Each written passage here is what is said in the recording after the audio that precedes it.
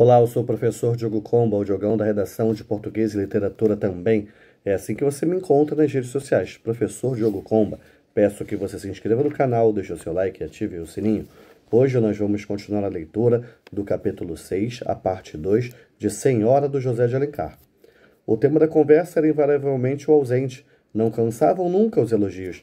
Cada uma comunicava sua conjectura sobre a realização de certos desejos e esperanças, pois desde essa época se acostumara Fernandinho a fazê-las confidentes de seus menores segredos. Se aquela de quem tanto gostava o rapaz estaria no baile, se lhe concederia a contradança predileta, a quarta, que se reserva para o escolhido, pela razão não somente de ser a infalível, como de dançar-se no momento da maior animação, se o Fernandinho conseguiria, enfim, dar-lhe a entender sua paixão, e como receberia a moça essa declaração. Tais eram as graves preocupações dessas três criaturas que, privadas de toda distração, trabalhavam à luz da candeia para ganhar uma parte do necessário. Outras noites era o acolhimento que faria o rapaz à mulher de certo figurão, a que ele devia ser apresentado. Contava a Seixas granjear os favores da senhora, com a mira de alcançar por seu empenho a proteção do ministro para um acesso.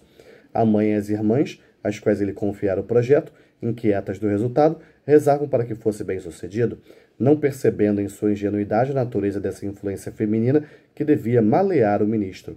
Foi assim que Seixas, insensivelmente, afez-se a dupla existência, que de dia em dia mais se destacava. Homem de família no interior da casa, partilhando com a mãe e as irmãs a pobreza herdada, tinha na sociedade, onde aparecia sobre si, a representação de um moço rico. Dessa vida faustosa, que ostentava na sociedade, trazia Seixas para a intimidade da família não só as provas materiais, mas as confidências e seduções.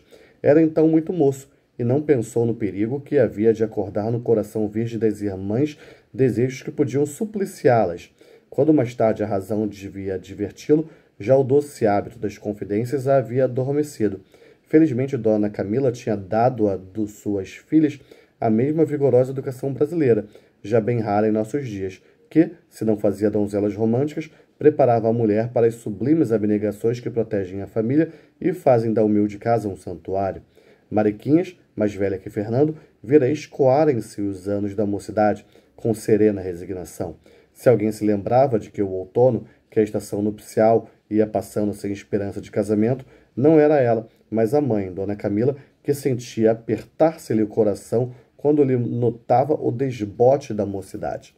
Também Fernando algumas vezes acompanhava nessa mágoa, mas nele a apagava o bulício do mundo. Nicota, mais moça e também mais linda, ainda estava na flor da idade, mas já tocava aos 20 anos, e com a vida concentrada, que tinha a família, não era fácil que aparecessem pretendentes à mão de uma menina pobre e sem proteções. Por isso cresciam as inquietações e tristezas da boa mãe ao pensar que também esta filha estaria condenada à mesquinha sorte do aleijão social que se chama celibato. Quando Fernando chegou à maioridade, Dona Camila nele resignou a autoridade que exercia na casa e a administração do módico patrimônio que ficara por morte do marido e que, embora partilhado nos autos, ainda estava intacto e em comunhão. O rendimento da caderneta da Caixa Econômica dos escravos de aluguel andava em 1.500, não sei que, contos de réis, sei lá que é isso, ou 125 mensais. Não sei se é 1.500.000 ou 125 mil, como, porém, a despesa da família subia a 150 mil. As três senhoras supriam o resto com seus trabalhos de agulha e engomado, no que as ajudavam as duas pretas do serviço doméstico. Ao tomar a direção dos negócios da casa, Seixas fez uma alteração nesse regulamento. Declarou que entraria por sua parte com os 25 mil que minguavam, ficando as senhoras com todo o produto de seu trabalho para as despesas particulares, no que ele ainda as auxiliaria logo que pudesse. Nessa época já era segundo oficial, com as esperanças de ser promovido a primeiro, e seus vencimentos, acumulados à gratificação que recebia pela colaboração assídua do jornal, montavam acima de 3 contos de réis. Mais tarde subiram a 7 em virtude de uma comissão que lhe deu o ministro, por haver simpatizado com ele. Assim tinha anualmente um rendimento de 8.500, do qual, deduzindo 1.800, quantia que dava à família de prestações de 1.150 cada mês, ficavam-lhe para seus gastos de representação 6.700, quantia que naquele tempo não gastavam com a sua pessoa muitos celibatários ricos que faziam figura na sociedade. Uma noite, Seixas sofreu uma decepção amorosa ao entrar no baile e retirou-se despeitado. Não tendo onde consumir as horas e aborrecido da sociedade, recolheu-se a casa. A desventura pungiu-lhe a musa, que era de índole melancólica. Lembrou-se do seu Byron e das imitações que havia feito de algumas das mais acerbas exprobrações do bardo inglês. Nossa, é grande esse capítulo, não imaginava. Era extraordinário passar Fernando a noite em casa. Para evitar explicações, resolveu entrar inapercebido e subiu as escadas de manso. Abriu a porta da sala com a chave francesa que lhe trazia na argola, assim como a da rua, para não incomodar a família quando voltava a deshoras, e ganhou sua alcova. Dona Camila, com as filhas, estava ao chá.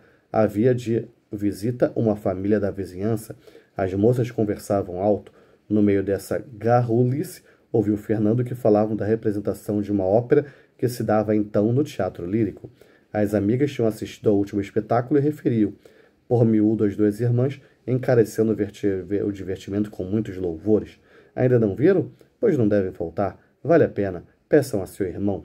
Tomadas de surpresa pela interpelação direta, as duas irmãs arrefeceram logo no interesse com que escutavam a descrição do espetáculo.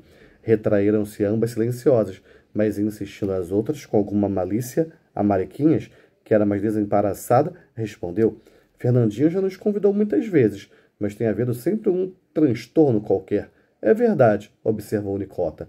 Pela primeira vez, desenhou-se claramente no espírito de Seixas um contraste que, aliás, tinha diante de si todos os dias, a cada instante, e do qual ele próprio um dos termos.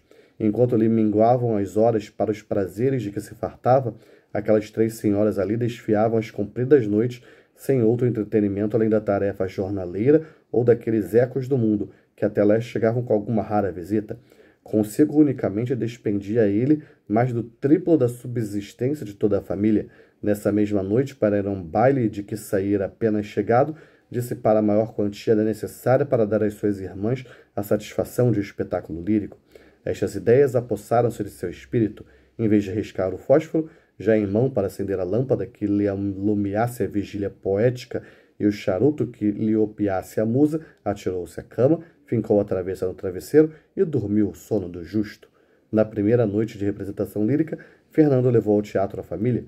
Foi uma festa para as três senhoras. Dona Camila, apesar de sua lianeza e modéstia, sentiu ao atravessar a multidão pelo braço do filho um aroma de orgulho, mas desse orgulho repassado de susto, que antes a consciência da própria humildade do que desvanecimento de egoísmo. As filhas partilhavam este sentimento e acreditavam que todas as outras moças lhe invejavam aquele irmão. Quando Fernando, depois de instalar a família no camarote, saiu a percorrer o salão, encontrou um camarada. Ó Seixas, não me dirás onde foste desencovar aquele terno de roceiras? Aposto que andas com tensões sinistras. Uma delas não é nenhuma asneira. Que temível! Fernando cortou este diálogo a pretexto de cumprimentar um conhecido que passava. Ao sair de casa, com a pressa e a luz mortiça do candeeiro, não tinha ele reparado no vestuário da mãe e irmãs. No camarote, porém, ao clarão do gás, não escaparam a seu olhar severo em pontos de elegância os esquisitos do vestuário das três senhoras, tão alheias às modas e usos da sociedade. Que chama atenção, né? Até porque elas eram costureiras, cara. É aquilo, casa de ferreiro e espeto de pau. O resto da noite, que lhe pareceu interminável, esquivou-se do camarote, e quando lá demorava-se, não chegava à frente. O filho da mãe ficou com vergonha da mãe e das irmãs. Durante alguns dias andou Seixas sorumbático e preocupado com este incidente. Chegou a pretextar o incômodo para ficar-se em casa e fugir dos divertimentos. É verdade que esta esquivança da sociedade também servia ao despeito da noite do baile. Ao cabo, resultou dessa crise um raciocínio que serenou o nosso jornalista. Em breve, esse é um capítulo meio grandinho, né? Então vamos dividir em mais partes aqui, beleza? Em breve a gente continua a próxima parte. Se você ficou comigo até aí, comente sorumbático, que a força e a inspiração estejam com vocês.